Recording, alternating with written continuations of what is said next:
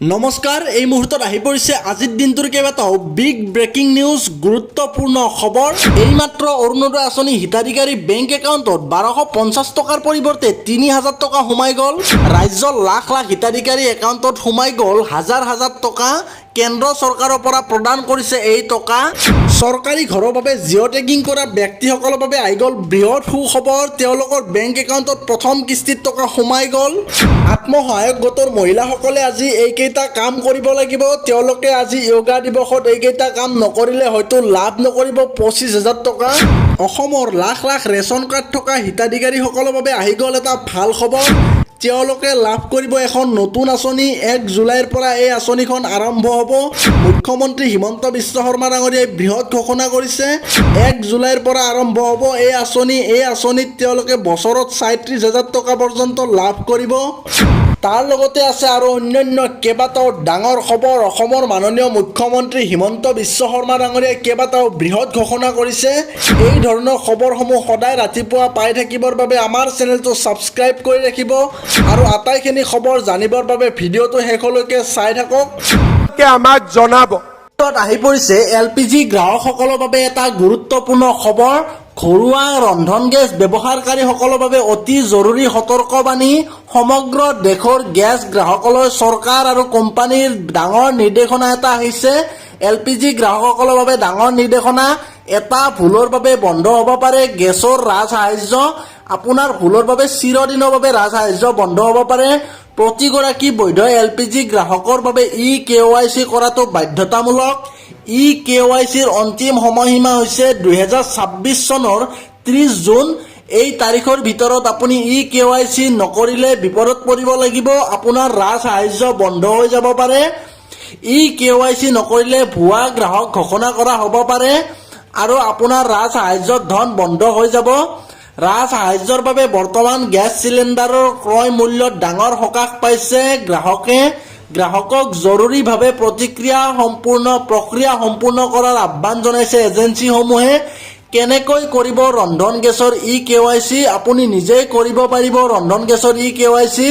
নিজৰ গেছ এজেঞ্চিলৈ গৈ বায়'মেট্ৰিক বা আধাৰৰ জৰিয়তে আপুনি eKYC সম্পন্ন কৰিব পাৰিব। অন্যথা ঘৰত বহিয়ে মোবাইল এপ বা ৱেবছাইটৰ জৰিয়তেও কৰিব পাৰিব এই কাম। LPG গ্ৰাহকসকলৰ বাবে ডাঙৰ ঘোষণা। eKYC নকৰিলে তেওঁলোকক ভুৱা গ্ৰাহক ঘোষণা কৰি তেওঁলোকৰ ৰাজসাহায্য বন্ধ হ'ব। যিসকলে LPG ছাবচিডি লাভ কৰে তেওঁলোকৰ ছাবচিডি বন্ধ হৈ যাব। গতিকে অতি শীঘ্ৰে eKYC সম্পূৰ্ণ কৰি লওক।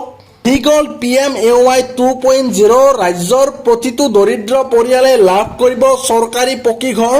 আপুনি এতিয়াও যদিহে চৰকাৰী পকী ঘৰ লাভ কৰা নাই তেন্তে আপোনাৰ বাবে আহি পৰিছে বৃহৎ সুখবৰ। নতুনকৈ 16,810টা পৰিয়ালে লাভ কৰিব চৰকাৰী পকী ঘৰ। আপোনাৰ নাম তালিকাত আছে নে নাই?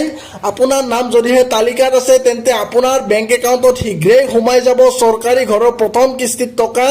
সাজু কৰি ৰাখক নথিপত্ৰসমূহ।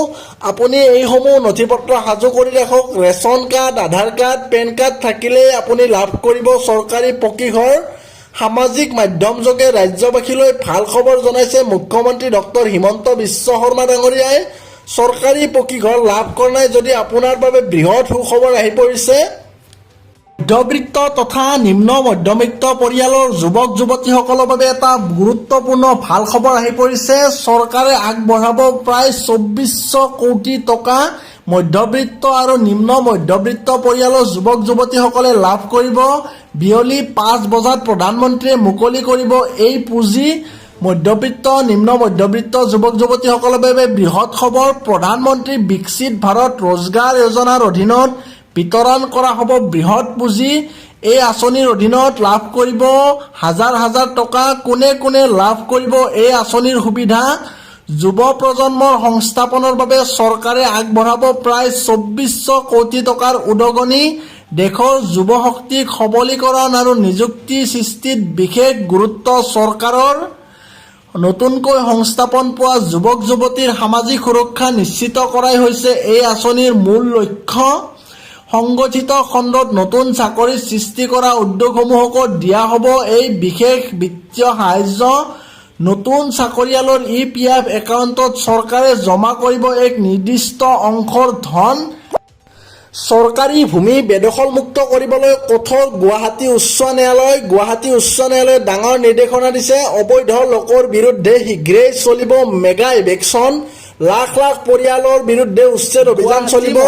30 দিনৰ ভিতৰত বনাঞ্চল চৰকাৰী ভূমি খালী কৰাৰ নিৰ্দেশ দিছে গুৱাহাটী উচ্চ ন্যায়ালয়ে। নিৰ্দেশ দিছে কোনো চৰকাৰী ভূমিত কেতিয়াও বেদখলকাৰীৰ সুবিধা নহ'ব।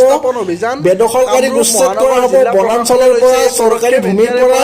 নিৰ্ধাৰিত সময়ত নিজে আঁতৰি নগলে চলিব উচ্ছেদ অভিযান। বনভূমি চৰকাৰী ভূমি বেদখলকাৰীক কঠোৰ সকিয়নি। মন্ত্ৰী জয়ন্ত মল্ল বৰুৱাৰ চৰকাৰী ভূমি বেদখলমুক্ত কৰিবলৈ কঠোৰ হৈছে গুৱাহাটী উচ্চ ন্যায়ালয়। 30 দিনৰ ভিতৰত খালী কৰিব লাগিব চৰকাৰী ভূমি, লগতে বনাঞ্চলসমূহ। নিৰ্ধাৰিত সময়ৰ ভিতৰত নিজে আঁতৰি নগলে তেওঁলোকক উচ্ছেদ কৰা হ'ব। বনভূমি চৰকাৰী ভূমি বেদখলকাৰীক কঠোৰ সকিয়নি দিছে জয়ন্ত মল্ল বৰুৱাই। চৰকাৰী ভূমি বেদখল মুক্ত কৰিবলৈ গুৱাহাটী উচ্চ ন্যায়ালয়ক কঠোৰ নিৰ্দেশনা দিছে।